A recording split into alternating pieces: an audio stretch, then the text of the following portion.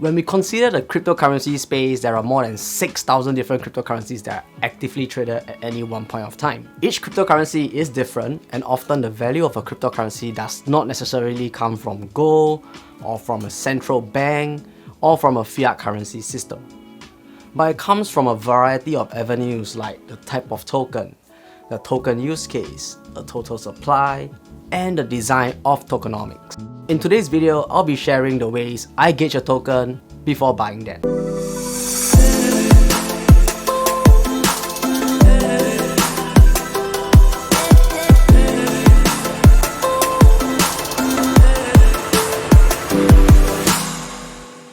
Hello beautiful people, hope you guys doing good. And as we know, buying cryptocurrencies is like taking a stab in the dark and hoping to strike rich.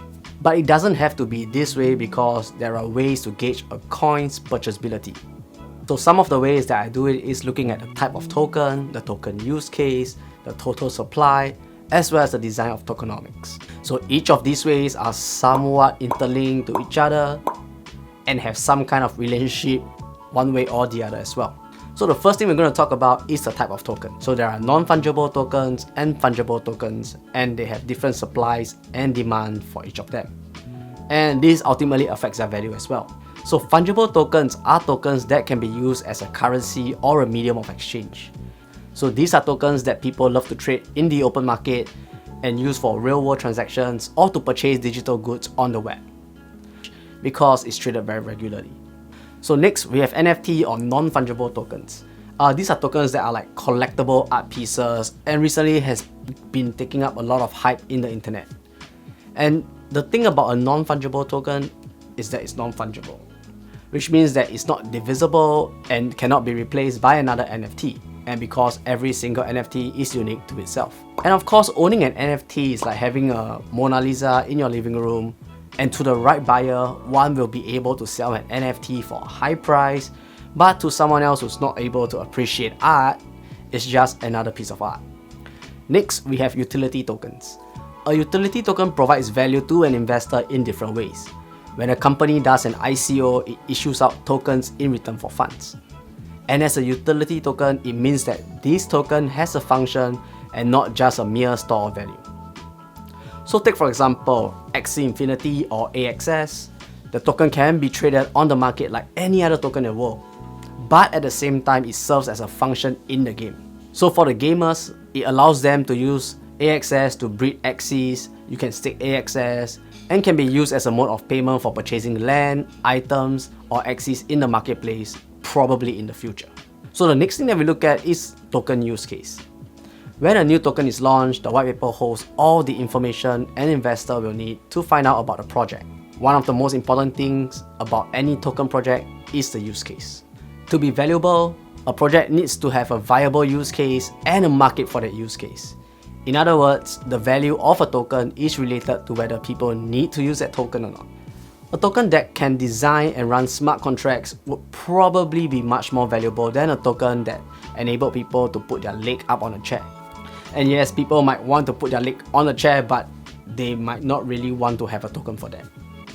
So if the use case of a token is suited for the blockchain technology, then there will be a market demand for the use and it will have some value. So every token launches with a specific supply in the beginning. Some of these token projects set a maximum number of tokens that can exist, while others may not have such a rule. Like Ethereum, it has an unlimited supply. However, some of these tokens are constantly produced while others are also pre-mined. Some projects are constantly adding new tokens to their supply. This means that every day, new tokens are being generated at a certain rate depending on the mining, staking, or other token creation process. Bitcoin, for example, goes through a halving every 210,000 blocks.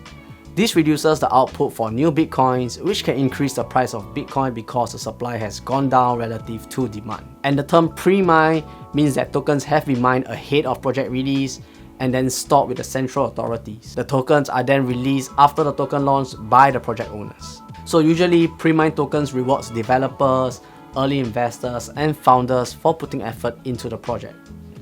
However, some might argue that this could be a ploy to pump and dump, since founder usually can control a large amount of the market value of a token, perceptions of the value and the intent of pre-mined tokens can also steer the value of the token as well.